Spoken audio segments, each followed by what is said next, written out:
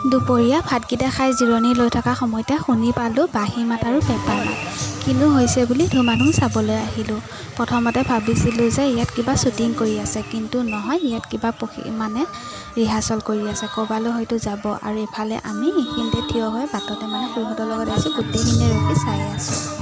আৰু এইজনী মই কেলি খেদেলি যেনেকৈ আছিলোঁ ঘৰত তেনেকৈ ওলালোহি, কিনো হৈছে বুলি চাবলৈ।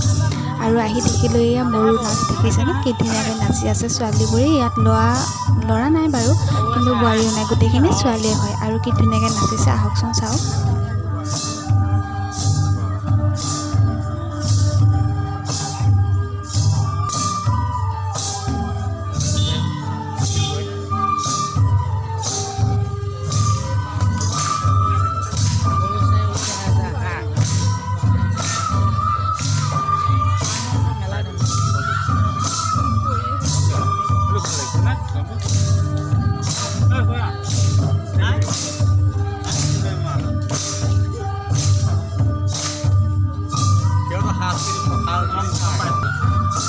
মোবাইলটো আনকে যা এতিয়া তাৰ পাই আগে যা